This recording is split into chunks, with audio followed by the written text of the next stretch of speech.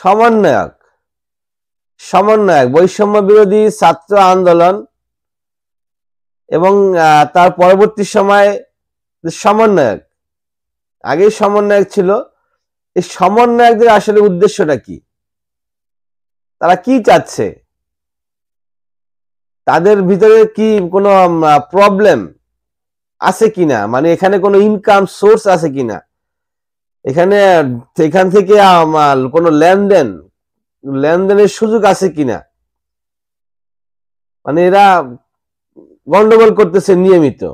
আমরা দেখতে পাচ্ছি প্রায় বিভিন্ন জায়গাতেই কমিটি গঠন নিয়ে সমন্বয়কের ভিতরে হাতাহাতি মারামারি চলতেছে। তাহলে কেন হাতাহাতি হবে কমিটি গঠন নিয়ে? এটা তো হচ্ছে আওয়ামী লীগের কাজ ছিল, ছাত্রলীগের কাজ ছিল, তাই না? এখন ছাত্রলীগকে আপনারা হটাইয়া দিলেন, একটা রাষ্ট্র থেকে একটা দলকে সরাইয়া দিলেন, সরাইয়া দিয়া সেই একই কাজটা করতেছেন। অর্থাৎ ছাত্রলীগ নাই, এখন তাদের দায়িত্ব তো কাউকে নিতে হবে, সেই দায়িত্ব এখন সমন্বয়করা নিচ্ছে, তাই নয় কি?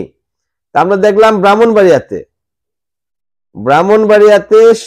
কমিটি গঠন নিয়ে দু গ্রুপের সংঘর্ষ, হাতাহাতি, 25 জন আহত, 2 জন গুরুতর আহত।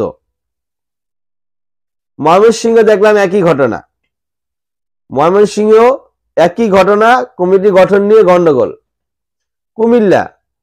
কুমিল্লাতে একটি কমিটি গঠন করে দিলেন কেন্দ্রীয় সমন্বয়করা, সার্জিস হাসনাতরা একটা কমিটি গঠন করে দিলেন।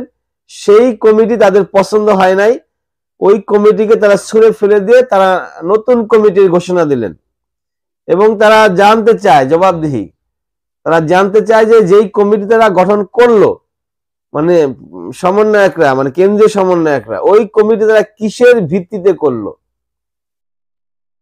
কেন ওদেরকে এখানে দেওয়া হইলো, কেন এদেরকে এখান থেকে বাদ দেওয়া হইলো? এই যে প্রবলেম চলতেছে সমন্বয়কদের ভিতরে। আবার হাসনাত তো বলল যে দেশের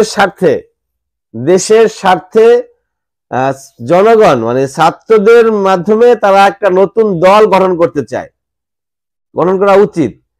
তাহলে সেই নতুন দল এরা গঠন করবে, এরা যেখানে সামান্য কমিটি গঠন করতে পারতেছে না, কমিটি গঠন নিয়ে এদের ভিতরে প্রবলেম চলতেছে। যারা কমিটি গঠন নিয়ে সমস্যা সৃষ্টি করে, তারা রাষ্ট্র গঠন কিভাবে করবে?